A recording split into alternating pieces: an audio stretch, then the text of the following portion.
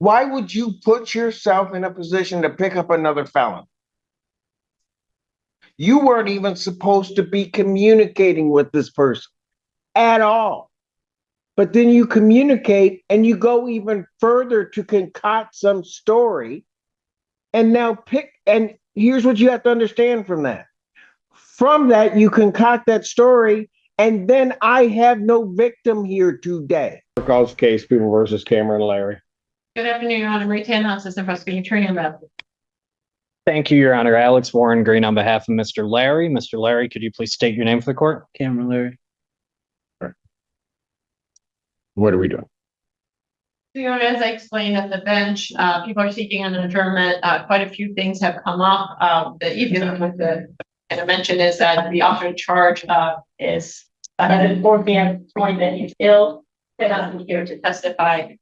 We would need his testimony here today. Your Honor, there's also the issue of the jail calls that were made. This defendant, while he was in custody, called the victim multiple times. The content of those calls are highly concerning to the people. They suggest witness tampering. The fact that she is not here today kind of completes the concerns we had that his calls and his communication with her have had the effect that he intended them to have. Specifically, we have concerns because he gave her a story of what to come and tell the prosecutor's office. She did comply with that, and as counsel is aware and courts now aware, she has indicated to us what I would call a recantation, but certainly a different version of events matching what this defendant instructed her to do. There's a lot more to it, including statements he made, telling people that the victim was not coming to court and so on. With all of that, Your Honor, we have concerns, so we need to further look into that. Those calls were shared with the public defenders already. I resent the very specific call to defense counsel this morning. I'm going to be listening to those a little more closely. I'm considering witness tampering charges moving forward. And we do have concerns about this defendant being out of custody and the behavior he might have engaged in and may continue to engage in, and making sure the victim does not appear to testify against. Mr. Warren. With respect to the people's adjournment request, at this time, we have no objection to that. Okay. And I had an opportunity to speak with my client, Mr. Larry, and Mr. Larry Sr., who is present in court today. Miss Larry was here earlier, and both of his parents really have been calling off work, making every effort to be at all of their son's court dates. I recall that the last time he was here, they were here. I recall that. Okay. And in addition to that, I know back on April 27th, Miss Larry wrote a character letter to the court, which I know the court can't consider at this juncture. However, that was sent to counsel, and I reviewed that. And Miss Larry speaks highly of her son. And I think, you know, insofar as Mr. Larry's at a fork in the road, they are committed to make sure he takes the right path and comes out of this continuing the positive work he was doing before arrest in this case. And I would note that this is Mr. Larry's first interaction with the criminal justice system, as far as I can see on his criminal history. When he was released from custody after spending about 30 days in jail, he was placed on home confinement and lives at home with both of his parents. During the time he was in custody, you know, he had to deal with the consequences of being in custody, which included losing his job. His parents want him to get a new job, and I talked to Mr. Larry about essentially scheduling an interview, talking to his tether agent, and seeing if there can be an accommodation made for him to go and do an interview, which I know, you know, if that needs to be done by stipulation or order, I know it's something that has been accommodated in the past. Mr. Larry's enrolling in school. He's Washtenaw County Community College for either a CDL, HVAC licensure, but he's trying to get higher education. And I think since he's been out on home confinement, he's certainly not been violating the court's orders. Well, but the problem is I don't know that.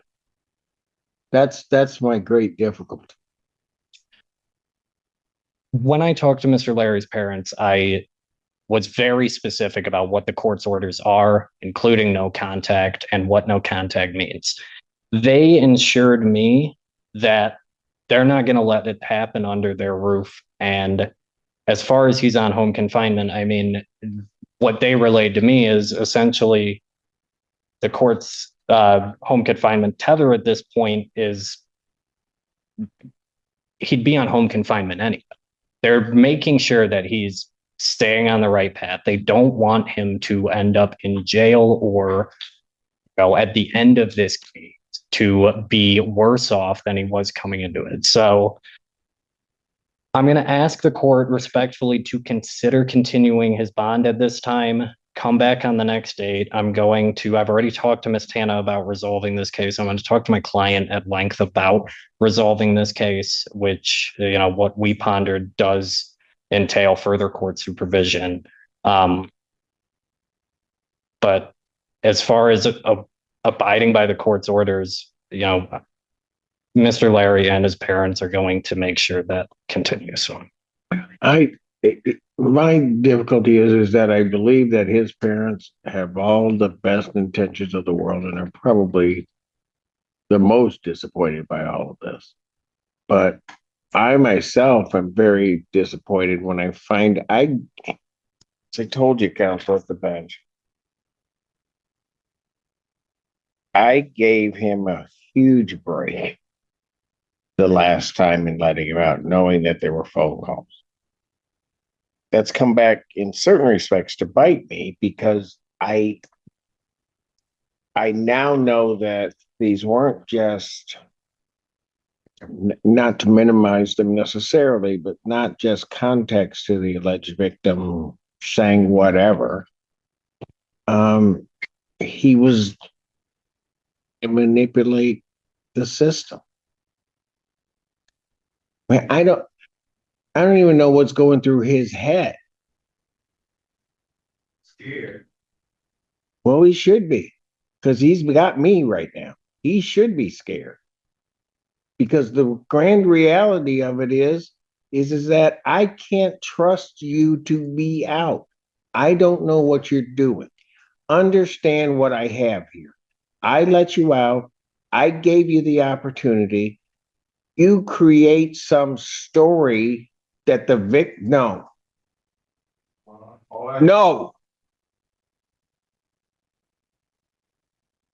Because you want to believe in him, that's fine. I want to believe in him too. I gave him an opportunity and he has messed this up and is now facing potentially another felon.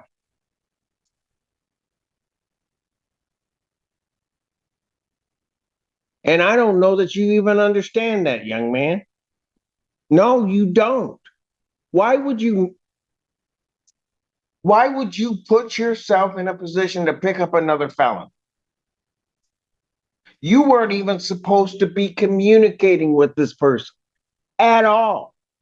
But then you communicate and you go even further to concoct some story and and here's what you have to understand from that.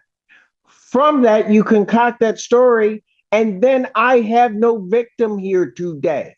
She not only takes the story that you give her, communicates it to authorities, then doesn't show. Your Honor.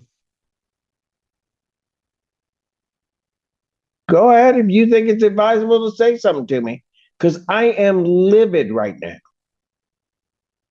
Takes me on the phone with them. What was she? Agreed, shut him. Tell me now.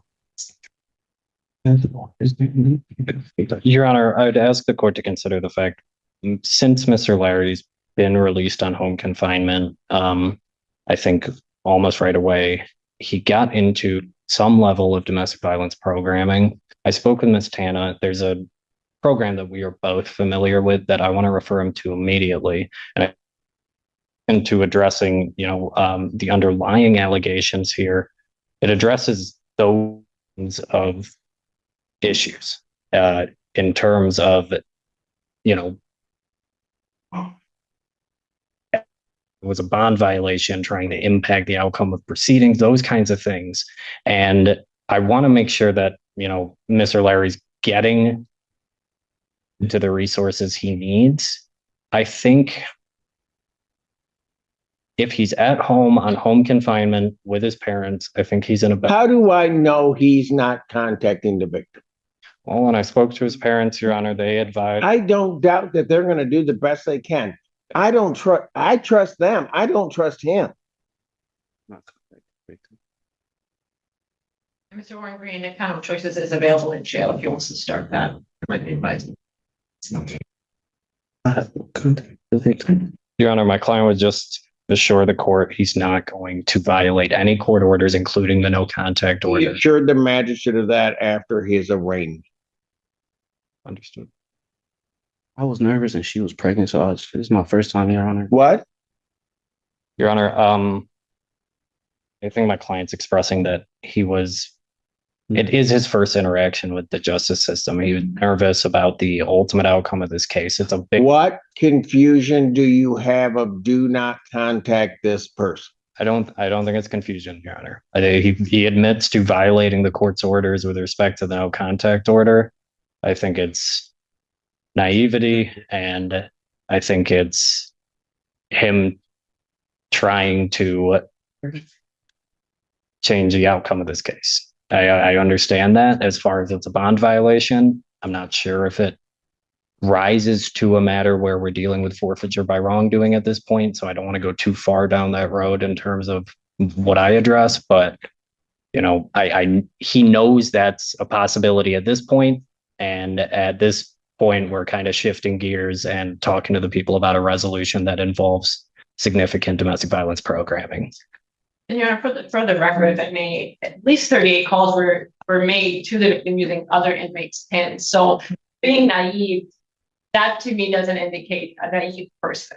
That is deliberately working to kind of fight the system, trying to get out of it. And I agree, trying to affect the outcome of this case. And that's exactly what we're trying to prevent.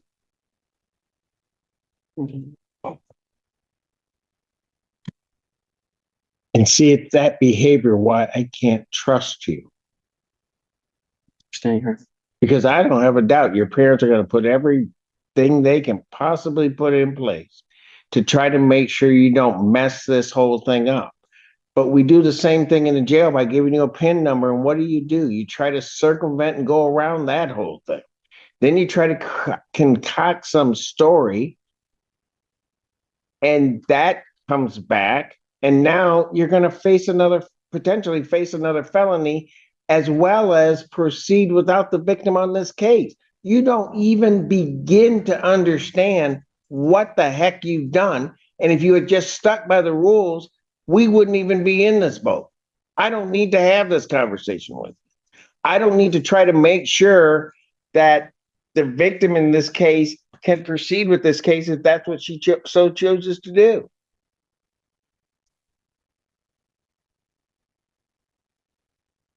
Okay. 30 days on what that I did. Mistakes were already made. I was 30 days sitting there. Your Honor, I'd ask the court to consider that the time Mr. Larry spent in custody did have an impact on him. And moving forward, if the court is gracious enough to consider continuing his bond at this point, if he's going to comply with any of the court's orders, but that's going to be a constant reminder as to what happens when he does not. And I referenced naivety earlier. He didn't think he was going to get caught, and he did. And I think he knows at this point, and his parents well know at this point, if he's caught in violation of his bond conditions whatsoever, he's on thin ice, and it's going to land him back in jail. If it does, I don't know if he cares, Mr. Warren. I really don't know if he cares. Because if he had cared, he would not have done what he did.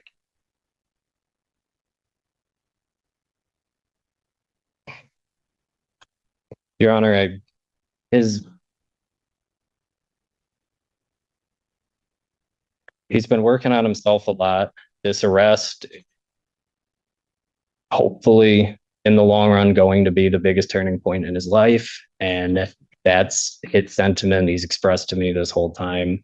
He's got two people that really care about him that are really going to make sure that he stays on the right track if the court's gracious enough to continue his bond at this point.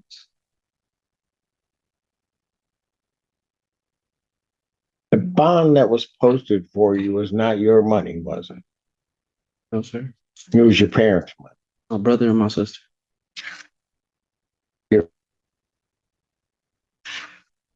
Then you got your family here. Everybody's trying to do everything for you except you.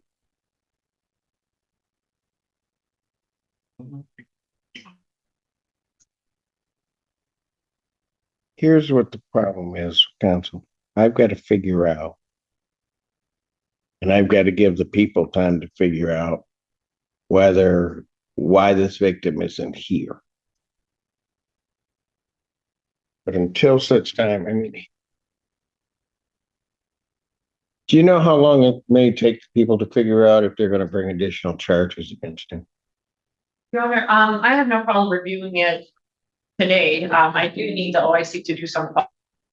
So I would ask for it. I'll adjourn the preliminary exam matter to May 26, 2026, 9 a.m. before me. That's in person. At this point in time, young man, you got to understand, you make your bed, you got to lie in. I'm not gonna don't look at me like this is you. Right. Your family put up their money. They did that. Your parents are down here with all their time and everything, trying to stand up for you. And you did this. Before I already made the mistakes, Your Honor. It was way before that. After I got put in there for 30.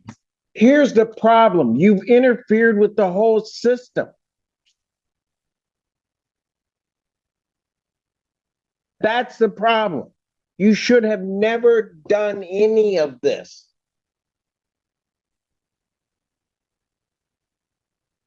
Ever.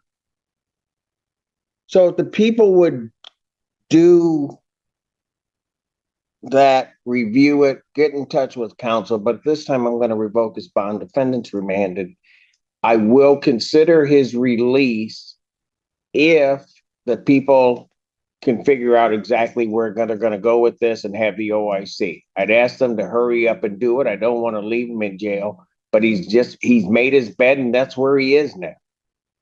But I got to figure out that everybody else in this whole system is safe, not just you. You can take it. Dad, don't do it. Thank you, Your Honor. Thank you, Your Honor.